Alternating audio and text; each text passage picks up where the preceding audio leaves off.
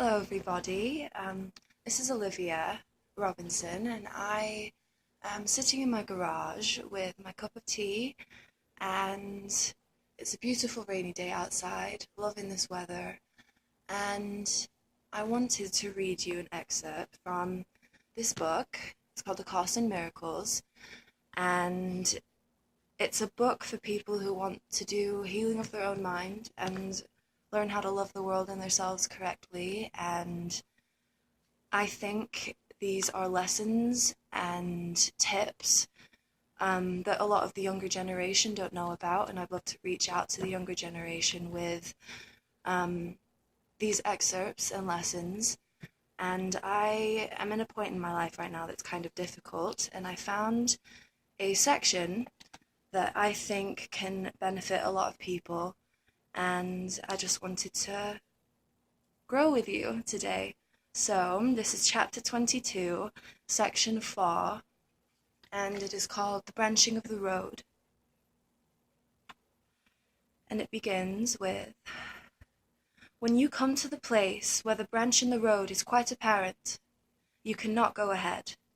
You must go either one way or the other, for now, if you go straight ahead, the way you went before you reached the branch will go nowhere. The whole purpose of coming this far was to decide which branch you will take now. The way you came no longer matters. It can no longer serve you. No one who reaches this far can make the wrong decision, although he can delay himself. And there is no part of the journey that seems more hopeless and futile than standing where the road branches and not deciding on which way to go. It is but the first few steps along the right way that seem hard, for you have chosen. Although you still may not think you can go back and make the other choice. This is not so. A choice made with the power of heaven, or love, to uphold it cannot be undone. Your way is decided. There will be nothing you will not be told if you acknowledge this. And so you and your brother stand here in this holy place, before the veil of sin that hangs between you and the face of love. Let it be lifted. Raise it together with your brother, for it is but a veil that stands between you. Either you or your brother alone will see it as a solid block, nor realize how thin the drapery separates you now. Yet it is almost over in your awareness, and peace has reached you even here before the veil. Think what will happen after. The love of Christ will light your face and shine from it into a darkened world that needs the light. And from this holy place he will return with you, not leaving it, nor you. You will become his messenger, returning him into himself. Think of the loveliness that you will see to walk with him. And think how beautiful will you and your brother look to the other, how happy you will be together, after such a long and lonely journey where you walked alone. The gates of love and happiness will open for you now. Will you open to the sorrowful? And none who looks upon the face of love in you, but will rejoice. How beautiful the sight you saw beyond the veil, which you will bring to the light, the tired eyes of those as weary now as once you were. How thankful will they be to see you come among them, offering love's forgiveness to dispel their faith in sin. Every mistake you and your brother make, the other will gently have corrected. For in his sight your loveliness and his salvation, which he would protect you from harm, and you will be your brother's strong protector from everything that seems to rise between you both. So shall you walk the world with me, whose message has not been yet given to everyone, for you are here to let it be received. Love and happiness's offer is still open, yet it awaits your acceptance. From you who have accepted it is received. You are here to let it be received. This sin, it's just a wrongdoing. It's a part of your wrong mind and the ego, and it's Wronging oneself.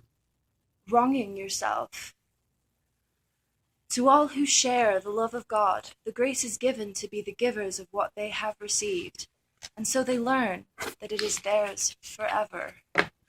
All barriers disappear before their coming, as every obstacle was finally surmounted that seemed to rise and block their way before.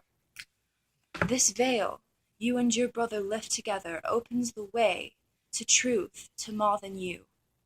Those who would let illusions be lifted from their minds are the world's saviors, walking the world with their Redeemer and carrying the message of hope and freedom and release from suffering to everyone who needs a miracle to save them. How easy it is to offer this miracle to everyone. No one who has received it for himself could find it difficult, for by receiving it he learned it was not given to him alone. Such is the function of a holy relationship, to receive together and give as you have received. Standing before the veil, it still seems difficult, but hold out your hand, joined with your brothers, and touch this heavy-seeming block, and you will learn how easily your fingers slip through its nothingness. It is no solid wall, and only an illusion stands between you and your brother, and the holy self that you share together. So to me, this excerpt showed that we seem to be in a place where we don't know what the fuck to do. And it seems so scary. The wall, the barrier between the truth and happiness and love, it seems so vast. When in reality, as he said, it's so easy to slip through its nothingness. And we make these choices so much harder than they really are, because really we've known the truth all along and we know what we needed to do all along.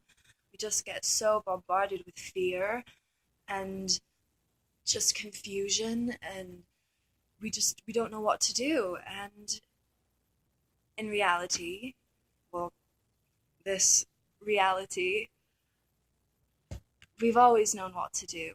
And I wish my brothers and sisters of this planet Urantia to remember that the passage to love and light is just a choice away. It's up to you. You're in control. And it's so easy to shed love and light to everybody around you. And that is the biggest lesson, at least in my life right now, to learn, is that it's that easy, but we make it so complicated. So I wish you all a beautiful rest of your day, and I hope you enjoy this weather, and that peace and love is with you all, and namaste.